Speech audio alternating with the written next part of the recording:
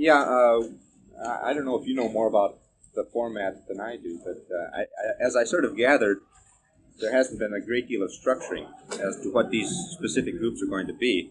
And so the group can more or less go the way it wants. At least in some of the areas, I'm sure most of you, or many of you, have as many ideas as to what is possible as perhaps I do. I can see at least 2 or 3 of you out there right now who know more about some of the research than I think I do. Alan is a research professor in child development, is that it? Or? That's cool. Yeah, and I sit around over in the psychopharmacology department. And Alan comes by his interest in autonomic learning, I think, in problems of development with children. Is that, or? The basketball score tonight, Augsburg 93, Hamlin 75. What if we suggest a list of kinds of topics that we might be prepared to say something about, and maybe in addition, it might be useful to give you some kind of position that we might have. I know that one thing we could talk about is telling you what research has been done on the control of brainwave activity and on the control of autonomic responses, which would mean heart rate, blood pressure, finger blood volume, skin resistance, and things like that.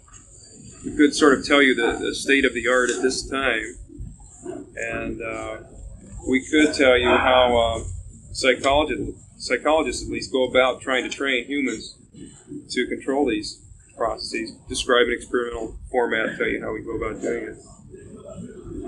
I was just saying to some people before we started that I find myself going down the wrong side of the street again with everybody else going the other way. I'm to the point where I don't believe in this stuff anymore.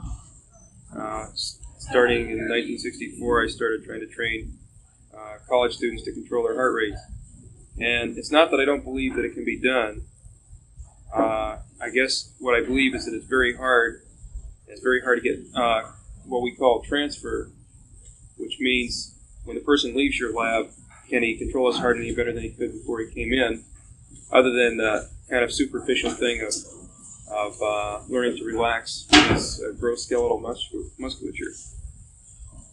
And believing that it's hard, and believing that it's hard to get it to transfer, I guess I became less enthusiastic about the practical application of this stuff, such as treating people with essential hypertension, treating people who have irregular heartbeats, or treating hyperactive children to be less hyperactive because they have stable autonomic nervous systems now.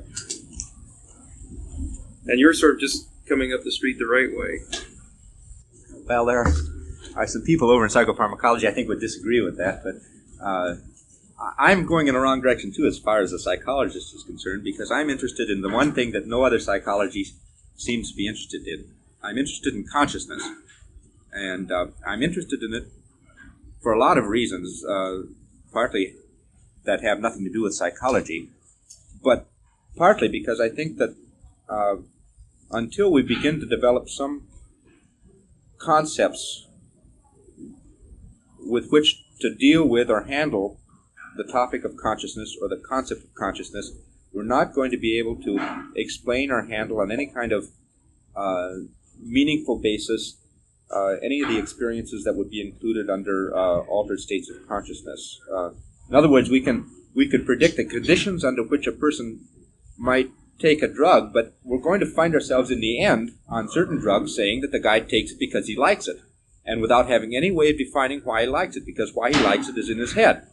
And until we begin to talk about things like that, we're not going to have any frame of reference with which to deal with any of these experiences. So my range of interest is developing concepts of consciousness, but I can tell you right from the start that psychology says very little about that right now. Psychology is almost strange, because you can find a whole lot of statements about unconsciousness or about why we shouldn't talk about consciousness, or what consciousness is not, or how consciousness does not affect behavior, or how we can develop models of behavior without using consciousness. But you find very few people willing to make statements about what consciousness is, and I'm more or less in about the same frame of reference as the rest of you are, but very interested in altered states of consciousness and how we would want to talk about them psychologically. Now, let's hear a statement from somebody else. Which direction do you want to go? Do you want us to talk, or do you want you to ask questions? Do you want to suggest topics we're interested in? I have a question. It seems on the one hand you're saying it might be worthwhile to try to learn to control your physiological processes and some of your bodily processes. Now you're saying there's something called consciousness. I wondered how you might relate the problem of learning to control consciousness too. I had a prisoner stood at Stillwater Prison who was working on yoga and deliberately trying to control himself so he could put a thought out of his mind. Not everybody could do that. And he claimed that he could do this, and it's something he's learned. I wonder whether this kind of learning is so vastly different from, say, the controlling of the physiological. Or would you be, when you talk about you want to be able to look at the process called consciousness, would you be looking at also whether or not there can be sort of discipline, determination? Well, do you want to make a comment on it? Sound like it's right in between us there. I have some fairly unformulated and slightly radical notions of what consciousness is, and I can throw out some of them, but they're nothing that can be proved by research, and they're nothing that I can back up by references or anything like that. But in terms of what Professor Johnsrud was saying about, say, this particular prisoner, we could handle that by a number of models. There are many models of repression, and we have no idea, I don't think, which one is the adequate model.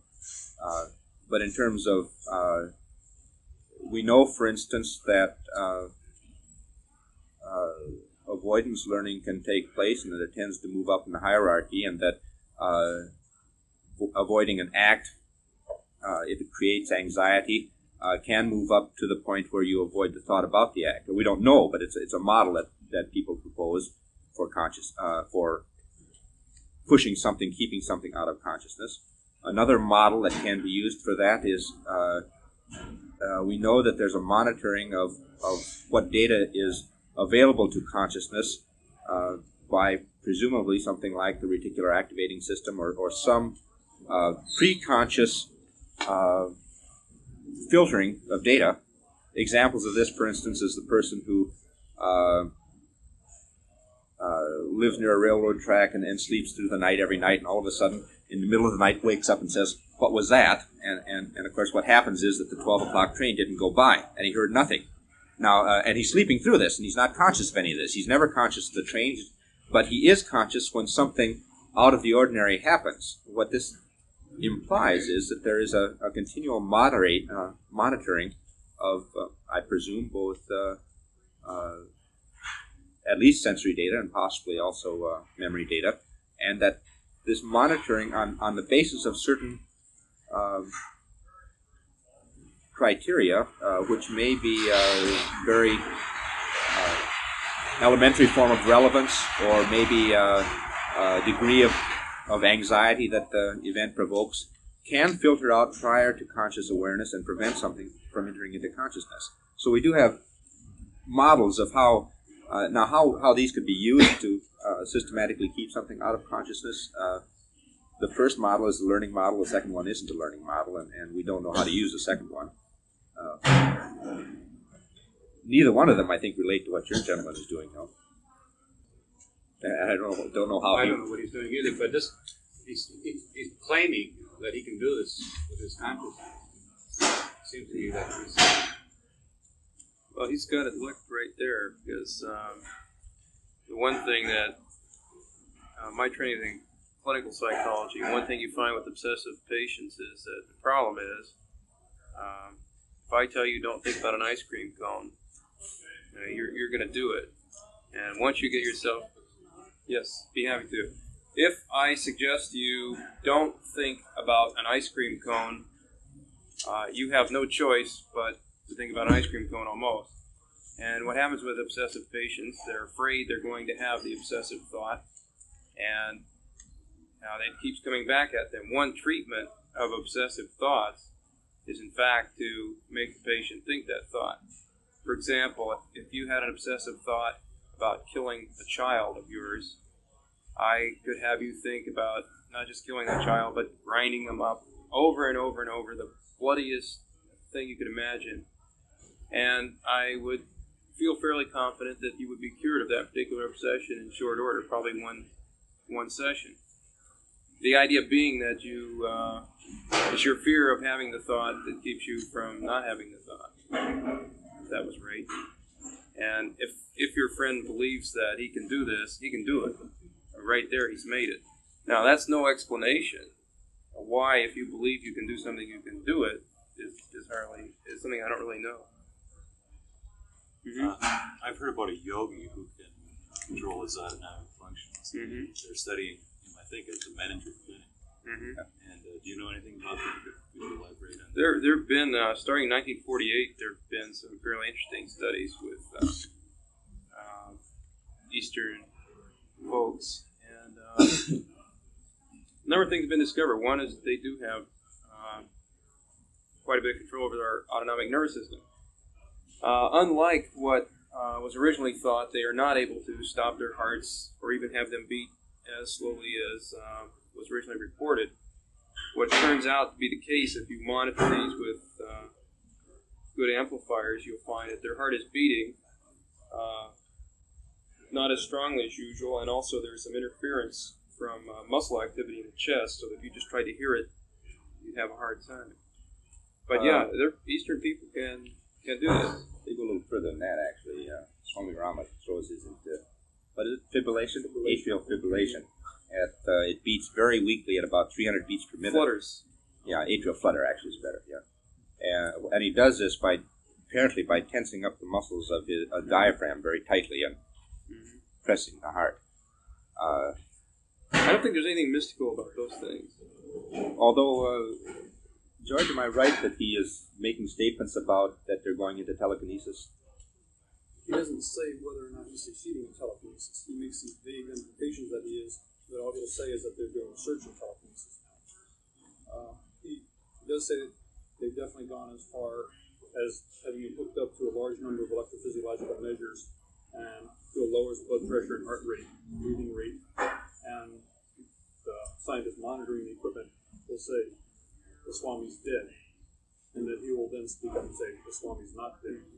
But apparently he can do things that are dramatic enough that by the physiological measures they have, it appears he's medically dead. His EEG is gone, and his heart rate's gone. I've seen this on film.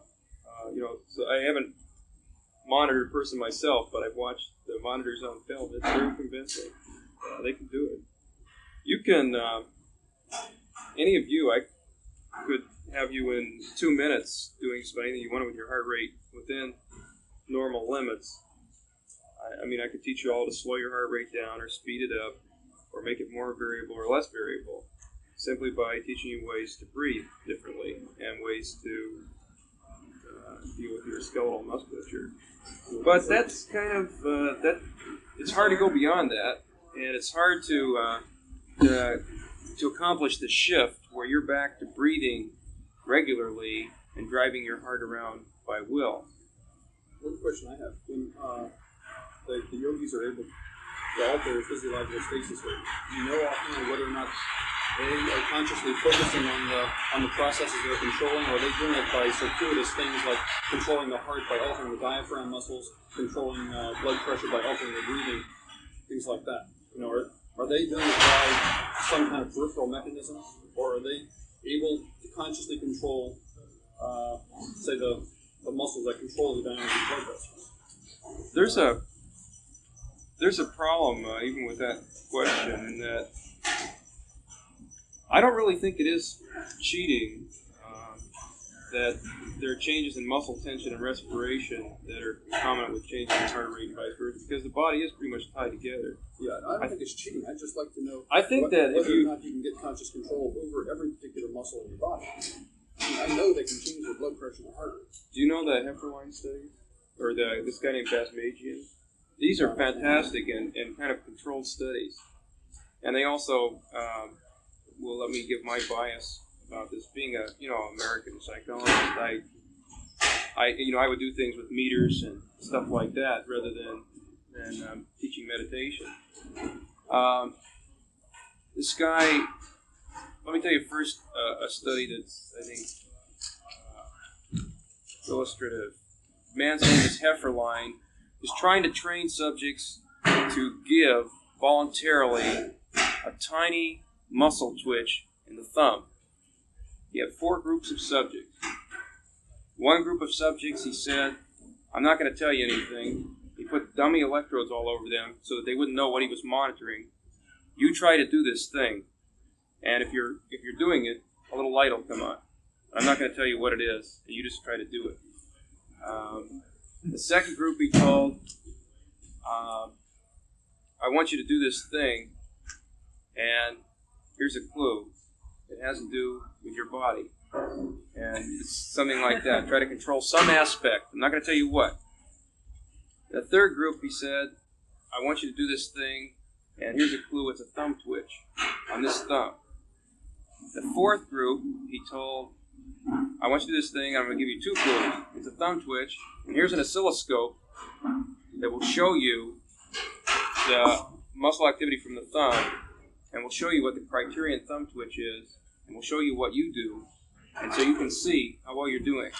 Only one of those 4 groups didn't learn the thumb twitch, and it was the group that he told it's a thumb twitch, but didn't give the help. And they never learned. All the other groups did. However weirdly, however they did it, I don't know. But they all did. And the moral of the story... Was he giving feedback to the other groups? No. Oh, yeah. They all got the light if they were right. But the group that was told it's a thumb twitch, but not told how to do it or anything like that, kept making thumb twitches that were too big and never got into this tiny, subtle thing. And that's an example, I think, of something that's... You can't... Even if you're told to do it, you can't do it because it's too subtle. It's not something you're familiar with. The guy in Canada, Basmajian, has trained people to fire individual neurons. He uses auditory feedback, and you can hear a spattering when these neurons are firing. And there's a certain kind of pop when it's just one, it's the right one. And people have learned to do that, which you couldn't possibly feel. And that tends to be, selective learning. And I guess being a Western behaviorist, I would say that anything that I can train you to discriminate, even using external feedback, if I can give you feedback, then you can learn how to do it, albeit painfully and over a long period of time. I've done training people in heart rate control. I've had them in the lab 5 hours. That may not seem like a long time to you, but very slow. 5 sessions and they can't transfer at all. How are your feelings? You're training other people who can slow their heartbeat. Mm-hmm. What are your own experiences with doing this to yourself? With respiration, it's duck soup. I can make I don't know whether most people aren't familiar with the fact that your heart changes its rate on each beat. And fairly dramatically. Most of you sitting here right now, during the time I'm saying this compound sentence, your heart rate will have fluctuated about 30 beats up and down, just all over the place. And I can now, even without feedback, using respiration, have my heart just level, within, say, 2 beats or 3 beats, and never changing. But it's with respiration. And without it, and without the meter, I can't do it. With the visual feedback, I can do it. But I can't transfer it. And that's sort of the crucial thing. And I think... I didn't follow it. You yourself have never transferred away from the meter? I've never been successful, right? That is... Beyond an you get an early jump on it. Once you learn just to sit still, once you learn to relax and learn what it feels like to have your muscles relaxed, you've improved beyond what you were the first day you came to the lab. But once you get to that point, you're at a plateau. And I would say this as a criticism of the alpha control studies, which I don't believe yet, because I'm on that side that Sibley was talking about of, I won't look at the evidence almost. When things are like this, because I was trained at Wisconsin, the evidence has to be overwhelming.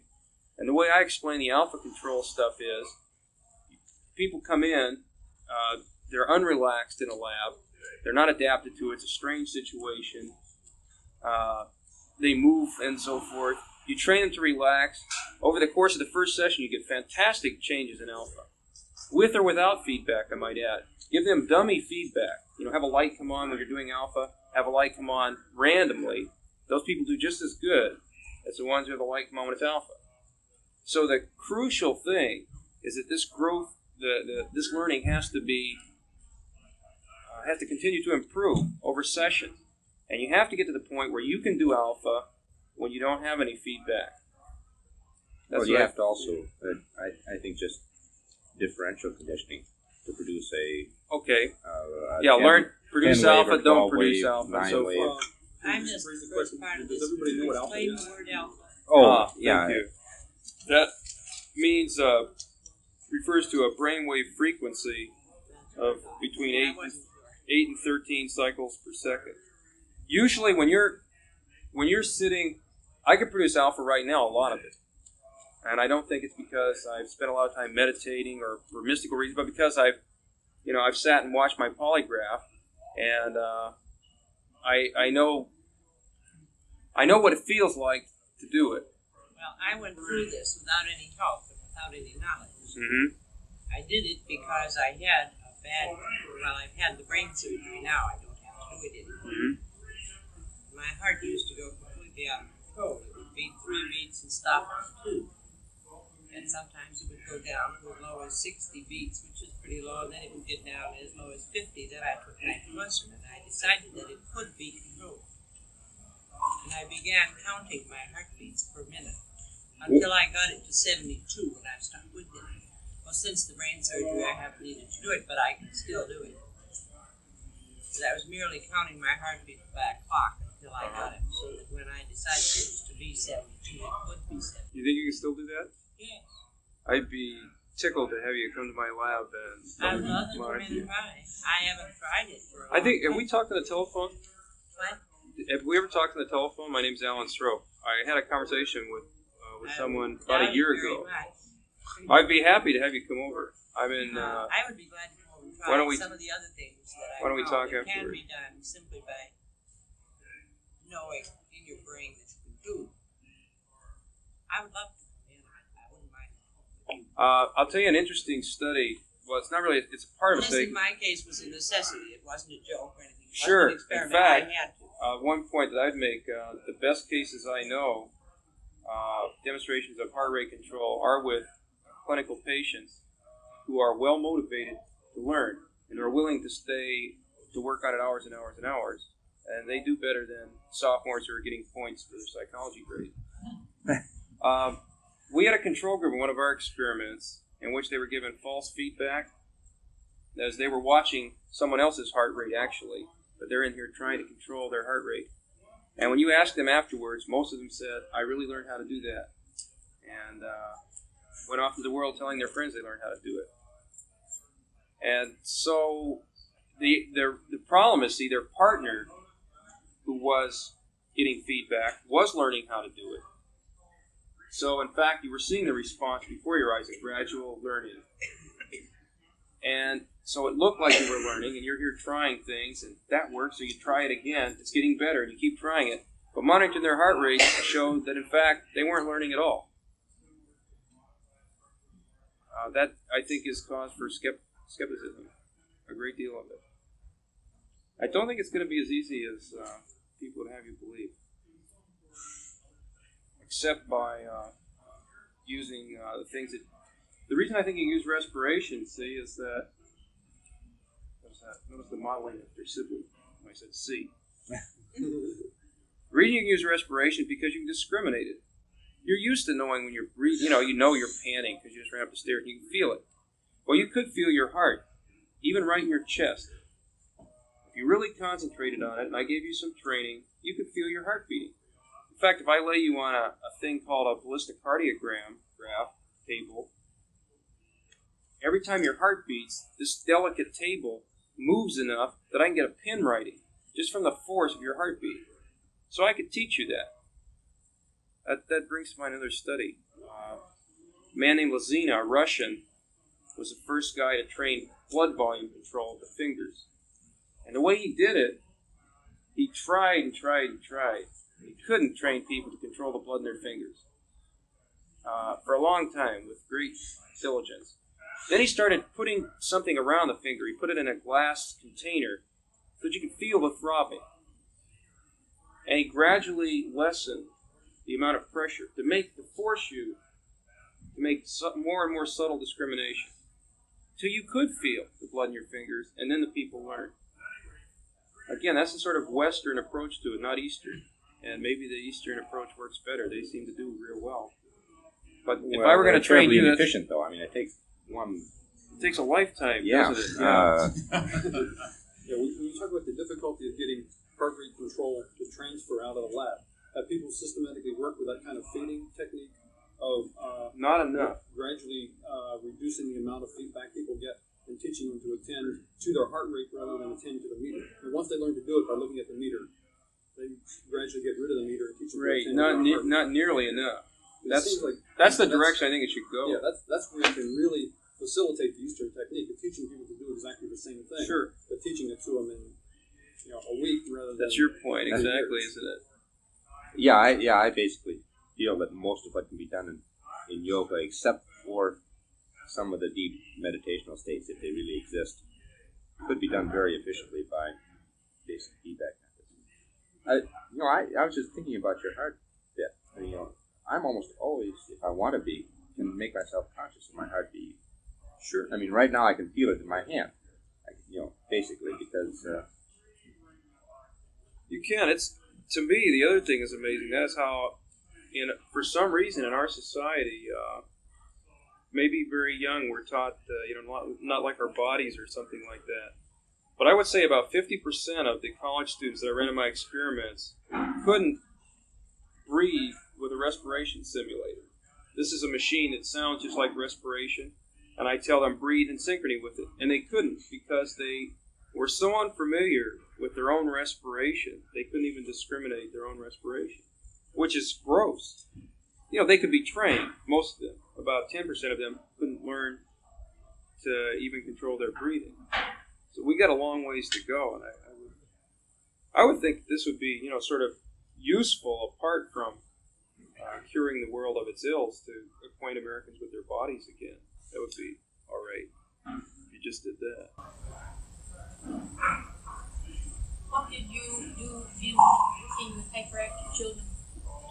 Well, I've shifted gears now. I had in mind there were some studies that fluctuating autonomic nervous systems correlated with motoric impulsivity.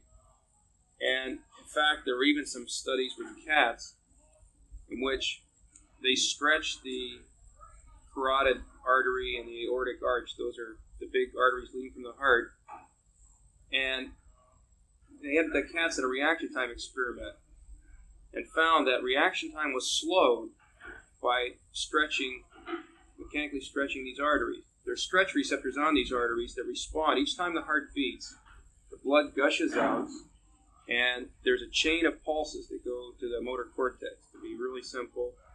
And it's an inhibitory chain that happens each time the heart beats and the blood gushes out. Now, the idea was that with these labile individuals, that this was a very erratic chain of pulses, and that's why they were impulsive. So I thought, all I need to do is teach these kids to control their heart rate, and I've cured them. And I gave up on that after about 3 years. Not entirely, because now I'm into the respiration racket. It seems to me it's going to be easier to teach kids to control their respiration and their heart rate, and I can get their heart rate stable that way. Since then, I've gotten caught up in another line of research in which I'm more interested in the sort of basic attention processes of hyperactive kids versus normal kids. and I haven't gotten back to trying to cure them that way. But that's how I go about doing it. If I did. I'm young yet. I'll get to it. If I don't lose my job. Could you basically tell us how you would teach someone to control their respirations in order to control their heart rate? Yeah, what I do is I put a meter in front of the person, and you put this in parallel with what's called a cardiotactometer, which shows, it sort of looks like a speedometer, except it's of the heart, and movements of the needle to the right show the heart faster, to the left slower, and you can establish any kind of range you want, so they can see their heart going fast, fast, fast, slow, slow, slow. And I start by showing them some simple exercises, like take one deep breath. And if you go, your heart rate will accelerate about 30 beats a minute and then decelerate about 50 beats a minute. So if you breathe along at about 70, you might go up to 100 and down to 60 just from doing that. And then I tell them to breathe regular and normal, and they'll see this, what we call sinus arrhythmia, which means the cyclic variations in heart rate that are tied to respiration. Each time you inhale, your heart goes faster. You exhale, your heart goes slower.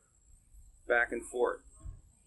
And having them breathe regularly and watching this, I didn't tell them to breathe more deeply. And they'll see these things really much greater. And then I tell them to breathe shallow, and they'll see that it just flattens right out. Well, you can't breathe. You've got to be concerned about the amount of oxygen that you're getting and so forth. So you can't really do this in this exaggerated way that I do in the demonstration.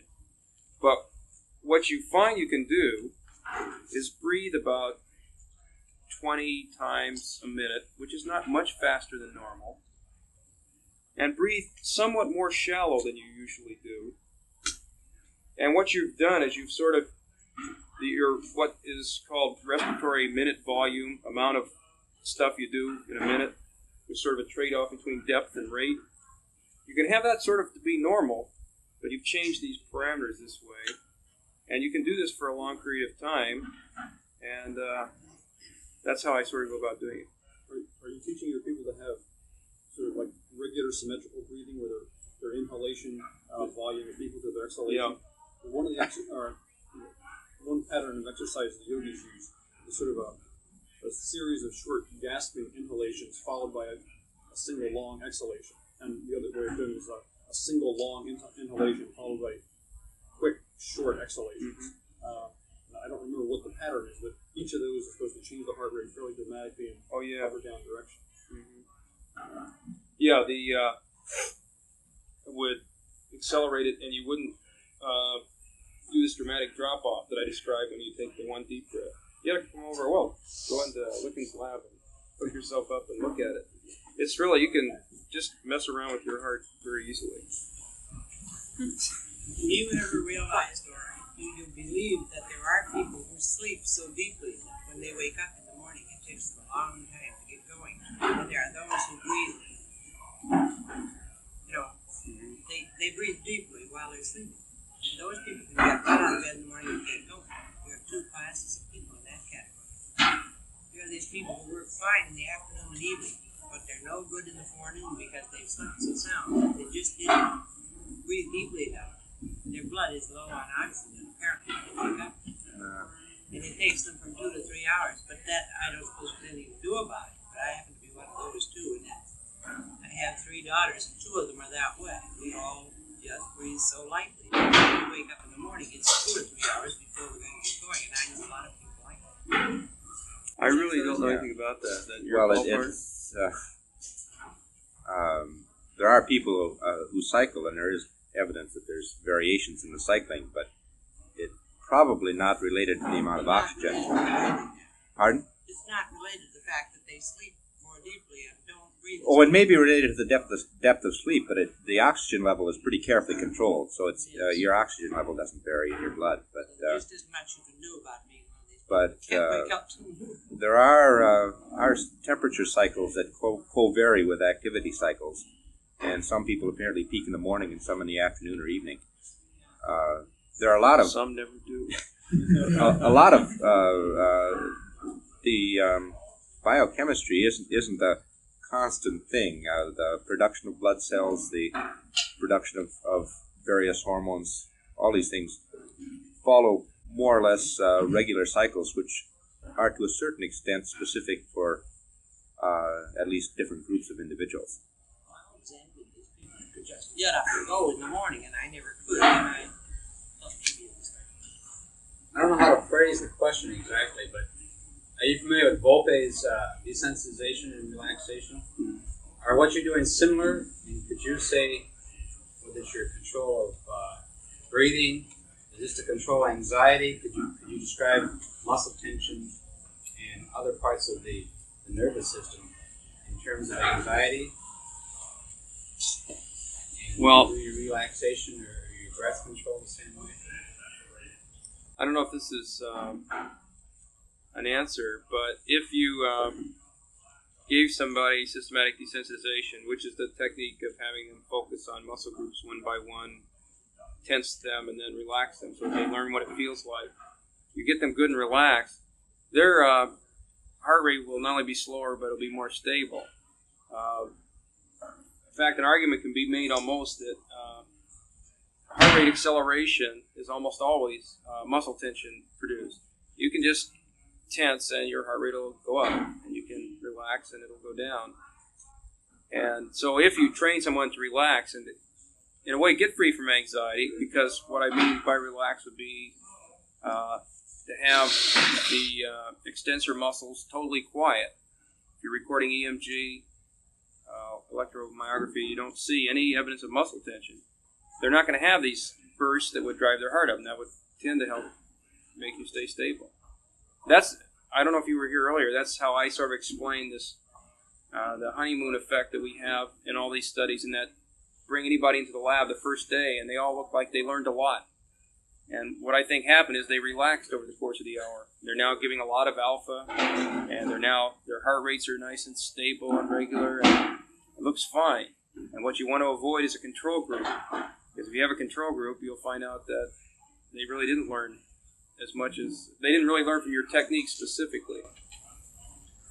Did you say that you couldn't condition these people without the visual feedback or auditory feedback? Well, you mean have them say sit and think and try to do their heart? Yeah. Without giving them any feedback? You'd get the initial effect again, because they'd probably get good and relaxed over the course of the time thinking like that. But I don't think you get results as good as we get with feedback. Well, what I had in mind was, is that because there isn't any topographical representation of those parts You can give any kind of feedback, I think, as long as it's... Yeah, what I would argue is systematic. if they were able to learn to do it, they were getting feedback from themselves. That is, they could feel their heart. Well, they're getting synesthetic feedback. Right. You could do the same thing. I guess I with see feedback. I see the role of external feedback as training you to discriminate the internal stuff. It might. There's one warning I would put out. External feedback may delay the process of learning to sense the internal stuff unless you're careful about how you do it. You can get dependent on it, and in fact, not learn how to discriminate. I would take the route like Lazina did of gradually weaning you from your dependence on the external feedback. I think that'd be the most efficient way. Well, they're still getting some. They just become more sensitive. You're talking with the Russian. Mm-hmm. They're still getting some synesthetic feedback. Oh, sure. Yeah, that's what he argued. That's how they do it. They learn to feel when their finger blood vessels constrict. And once you know that you've got it, then you can do it. I think the thing is to really have self-control. The feedback you're working on has to be feedback from within yourself rather than something somebody else is providing. And usually in the learning process, you're getting some kind of external feedback from somewhere. It's like the search. You're getting external feedback from lights and buzzers and things that people give you. And if you go to but all these yoga things teacher, have... he's looking at you and giving you feedback as to whether or not you're following the proper techniques, because he knows that you're following the proper techniques and you're getting the That's right. changes. But he himself gives you the feedback and says, okay, you've got it right. Well, what I was thinking of is the actual learning takes place in the cortex. You can't condition the subcortical. What's heart rate? What is it? Yeah. I'm not sure I understand. All right. Use the term. What does it mean? What does heart rate mean? I can't believe that you really want this answer, but it means the number of times your heart beats in a minute. What? Yeah. See, that's just an arbitrary definition, of course. Integrated, Fine. actually. All the results that you get could be essentially artifactually arbitrary. In what sense? In Yeah. what sense? What's heart rate? It's the average number of beats per minute. How do you know the results that you're getting are a function of the measure you're taking? Well, I guess fortunately, What operations do you perform to get heart rate when you give a person feedback? how do you measure heart rate? When you How do you measure heart rate in your studies? I can't understand where we're going to go with this, but we measure the time between systolic contractions of the heart. That's what we do. So how do you get the contractions? Is it an analog? Sure, it's the depolarization of the heart muscles when the heart contracts. What do you use? EKG? Yeah. How do you get the light? In the kind of times we're usually interested in this world, the lag time is insignificant. It's virtually instantaneous. How do you get the time in between the two? You can save us time if you tell me whether you really want me to do this. Yeah, I really want you Okay. to do this. You use a device called a Schmidt trigger, which means that... I know what it is. Okay, now what? Now, how do you measure the time? You have a counter that starts going when the trigger triggers once and records the time that elapses when it triggers the next time. All right, then how do you get the measure? Given that one beat taking that much time, you can figure out how many beats would occur in any unit of time that you wanted if it beat that rate all the time. Okay, then the feedback that you give from heartbeat, initial heartbeat, performing an operation, initial heartbeat to second heartbeat is dependent on just those two beats? That's right, it's one beat delayed. What the subject sees is the preceding two beats, the time between it. He's getting current information from the N-1 step. That's right. Actually, we now have a way where he gets information on that beat. We now use a computer feedback with essentially an oscilloscope. The subject is watching a dot go across the screen. Bins are set up.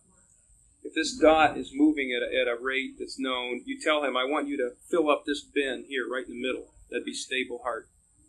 And when the beat occurs, the trigger fires, the dot goes into the bin, essentially, and he can see them building up. That way, he's got instantaneous feedback. The system that I was describing, that I did most of my work with, was one beat delay. This way, he sees it as it occurs.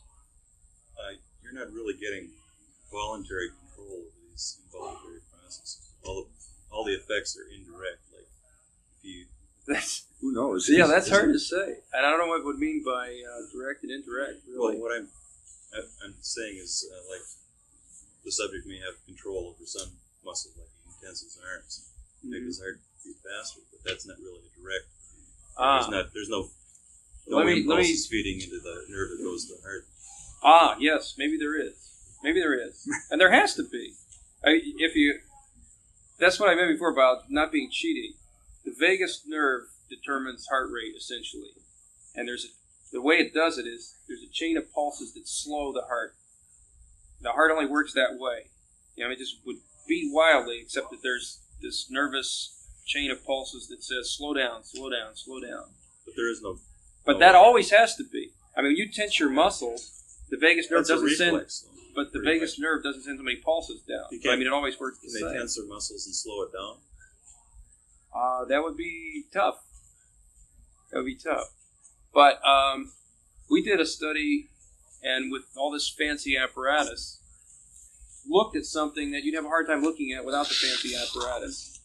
Namely, the distribution of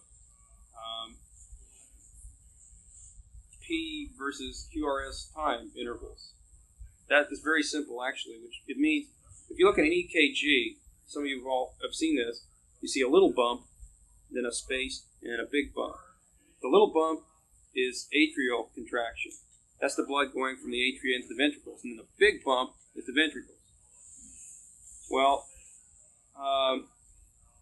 what are these subjects learning that are successful in learning to control their hearts? What if we look at the distribution of the timing between the atrial contraction and the ventricle contraction? What we found was during trials when they had the meter and they're doing the task and they're doing well, we got a bimodal distribution. Since the timing of the contractility of the heart, once it started, that is this space between the atrial contraction and the ventricle, is sympathetic, largely. That is not vagus. That would tend to suggest that this stuff is voluntary in the sense you mean. Is that clear at all? Well, it was like we were trying to show that they got vagal control. They controlled this nerve we were trying to show. And I'd say our study showed just the opposite. Basis for that? I mean, can you say what fibers are feeding into the vagus nerve, which increases or decreases it? There are lots of reflex feedback things into the vagus. Yeah. Peripheral things that you do, like tensing up your muscles, they're going to affect blood pressure at some point, and you do your reflex feedback. Even movement. Well, see, okay, this is the point that I was trying to make. You've got to have voluntary muscles controlling that. Wait. Let's tell them about Miller and DeCara. You tell. Studies have been done with rats in which you curarize the rat and artificially respirate him. He's not doing muscle tension at all. That completely blocks out all your peripheral muscles. He's not doing at all. And what you do is you say you want this rat's heart to go slow. You establish you look at first what his resting rate is and what his median rate is. You establish a criterion that's slower than that. If the rat beats a beat that's that slow, you give him electrical stimulation to the brain in a good place. And using those procedures, rats have been shaped up, to go fast and down. And a very interesting anecdote, rats in the down group, completely curarized and shaped down, some of them died because of congestion of the heart. That is, they were shaped right down to where it just wasn't doing its job anymore. And they get dramatic changes. We never do. With humans, I've never seen studies that got dramatic changes. What you need is, of course, electrodes in the brain. Yeah, right. Well, or conversely, some of the clinical patients that have shown very dramatic success because they're really motivated, and they would have to be. But that study would deal with the problem you're talking about. Situations in which you get at least control over autonomic processes where there's no direct justification for thinking that it's voluntary. Blood volume in the finger and gastric acidity in the stomach, control of reversing peristalsis in the esophagus or not reversing it. That wouldn't necessarily handle this point. All we could say is that we wouldn't know how you go about voluntarily dealing with those. But I'm not sure that that breathing and muscle. Well, breathing definitely affects finger blood volume, and maybe muscle contraction do affect some of these other things. It wouldn't. Yeah. Well, what about these hypnotic studies where they raise a blister on the finger and have you seen this? Or those are fantastic. At least reported, and I would find it very difficult to explain that in terms of voluntary motor control or. You find it hard to explain it anyway. At least, particularly the location of the, I mean, just blisters all over. Maybe you might explain in terms of. Those are some pretty compelling studies. I just because because I feel compelled to say it. I didn't believe most of what Sibley said. And the one counter statement I would say to it is, in fact, yesterday, and this is no lie, I had a vision that was totally real, that my daughter, who's 13 months old, fell down the stairs where we're living and hit her head on a metal part of a radiator, which is a possibility, this naked thing there, and was seriously hurt. That's not true. It didn't happen. I won't write that up in a book. And you won't read about it. And I won't tell him about it. And he won't tell you about it. And that's how I explain those things, because I am this terrible skeptic. I still kind of hope that they're true, and maybe someday I'll be convinced, because I'd like the world to be weird like that. But well, how about those? That's madness. That's madness they talk about. Yeah. You're between straight madness and math. Yeah. But just thinking, I mean, it might be that this would happen, but you take special precautions now or something. Sure. I think sometimes these things come to us. And But couldn't you explain these weird phenomena just sort of statistically? That is, well, that's you made that point too. You said that there's some that are, the chances are billions. That's right. That's the way you come back to it. And then what you have to do is, how much were these stories embellished? Well, they've been in pretty well controlled studies. They have? Well, none of the. Well, maybe we're getting way off our track. Maybe we'll stick around later and do that. I don't know of any ESP study that's a control study that's any good. Myself, personally, having read a number of them. I mean, what I come back to when I try to believe this stuff are the anecdotes that are so far out that it's hard for me to explain them any other way. But I always have this nagging apprehension that they're really not telling me the straight story. They spiced that one up because it's never happened to me, and I probably have. I'm doubting Thomas again. I'd like to know something maybe you can't tell me about. And that's that in your heart rate studies, have you done any collection of data beat by beat? And what do you find? Yeah, we do all of our stuff beat by beat. What would you want to know about? Have you looked at any of the data beat by beat or second by second? In trying to teach people heart rate control? Right. What do you find, if you have? I guess we haven't looked at it that way ever. We've got it down to minute by minute. What kind of control are they getting minute by minute over, say, a whole session in the lab? And we've done. Is that the measure you're reporting now? Is the minute by minute measure? Well, what we report in the studies of heart rate variability is the primary data is an average standard deviation variability of the heart rate with the meter and without the meter. But we also do it, and we've done this minute by minute, by taking the a minute with the meter, a minute without the meter, and so forth, and tried to track the improvement in performance over, say, an hour. We've done that. And still a minute by minute. Yeah. That's Well, as fine as you get. It's pretty hard to say what heart rate variability is with one beat, because there's no variability. Why not? Well, with one beat, there's no variance. With two, there's some. 2 beats. 2 beats. Do it 2 beats by 2 beats. Why would you want to do that? Because you did some very interesting things. You would? Actually, How would you do that? What would you find that would be interesting? you find difference across. I know one study where they found differences that ran across dimensions on the MMPI.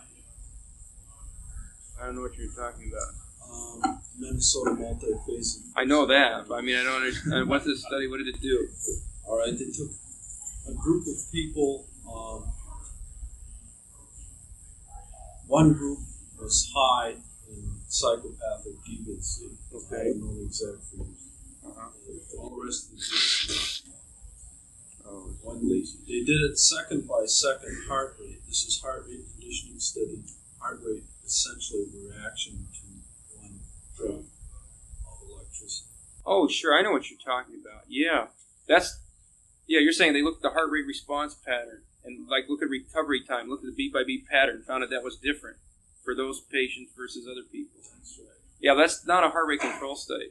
I know that guy's work. I know it's not a heart rate control study. See, but that's in response to specific stimulus. However, You don't get that in response. You wouldn't know where to start how do measuring. you know if you haven't looked for it? Where would you start looking? See, there you say he gives them a shock. You change your measure. You Yeah. do essentially what the mathematical psychologist did. I still don't understand what it is I'd measure. Which 10 heartbeats would I look at beat by beat? Instead of making it an average measure, Yeah. do your analysis on a different basis. In other words, measure in between two heartbeats. The n plus 1, the n plus 1, the n plus 7. That'd be no sweat at all to do. But it couldn't possibly tell you anything about this beyond that. You'd have a hard time explaining how you could take all those individual pairs and they wouldn't sum up to the total. Skeptical. Okay. Can we talk a little bit more? Is there anything more known about control of the gastric juices or the control of the peristalsis of the gastrointestinal tract? What do you mean by is there any more known? There's a good study by Neil Miller. You know where that is? Is that in Science? You know where that is? It'd probably be in Science or something that is pretty popular because he likes to do that. And it would be Scientific American. And I would say it would be between 1967 and now. And you could probably find it on this control of gastrointestinal activity. I don't know that area very well. I think we've been looking at that thing on ESP, and I hear a lot of stuff on heart control, organ control, muscle control, and so forth. What about any correlation or relationship between the things? Here you got Master and Hamilton's thing on the West Coast, where they deal with seeing the alpha wave, the central wave, and this experience, and do some quick manipulation, move rather quickly into certain kind of mystical states with that, some other suggestions, environmental control. Mm-hmm. Do you have anything that shows going either way, either moving from certain kinds of body control exercise, one moves into certain paranormal states, or go around certain paranormal states, create certain... That would seem like an obvious thing to study, and I bet you there are a lot of people doing that now, but I don't know anything about it. I imagine that's really a hot topic, because it would be an obvious thing to do. There's only some very... Are you familiar about with the EEG correlations with different levels of meditation? Well, it from what I gather, you get moderate EEG changes towards a predominance in alpha rhythm in mild meditational states, but you can't go beyond that. They haven't found any correlation with deep meditation states, but that there is an increase in alpha rhythm with mild, well, any kind of reverie state. You close your eyes, your alpha rhythm goes up. Yeah, just leave your eyes open and imagine a butterfly floating around a meadow, and you'll have more alpha than you had before you did that. They find slight and almost trivial EEG changes under marijuana as opposed to controls, but this is marijuana in a laboratory and not with setting control to accentuate the results. I have a question that might relate to that same thing. It also relates to psychopharmacology. Do you know anything about serotonin?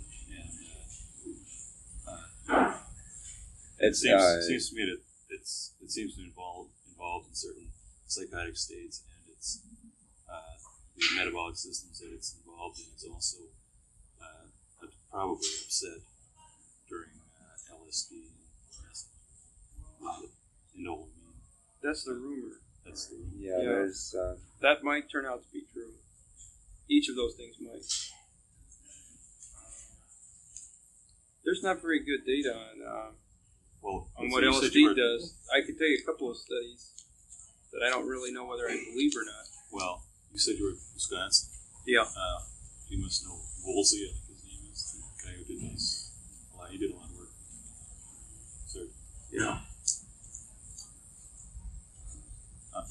that's sort of how people got interested in giving LSD to schizophrenics, which I never quite understood. Since make them more schizophrenic. Yeah. I haven't reviewed the literature, but the impressions I get are that serotonin is correlated with. It's a 4 or 5. Which is it? Is it serotonin or anyway? One in that chain does produce psychedelic experiences, but it's the correlations with what goes on in schizophrenia are so confused because you can't pick up a set of pristine schizophrenics. Their diet patterns are all disturbed. Their sleep patterns are disturbed. Hospital diets differ from non-hospital diets. I read Durap's book, The Master. He is a physiologist himself. He's full of Zen and sort of stuff too. And he talks about the on-off switch in hypothalamus. And I was talking about the book The Master Game. It's written by a physiologist named Durap. And it's not about physiology, it's about mystical experiences and that sort of stuff.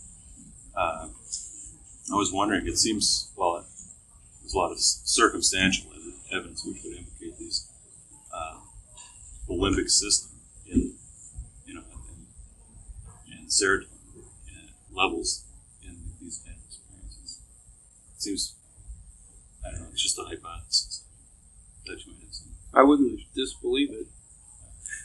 I don't think anybody's shown any definite chemical correlations with that kind of thing. But techniques have just now been worked out to do things of direct readouts of chemical changes within brain structures while the animal is conscious and getting around. This has just been developed, say, in the last year.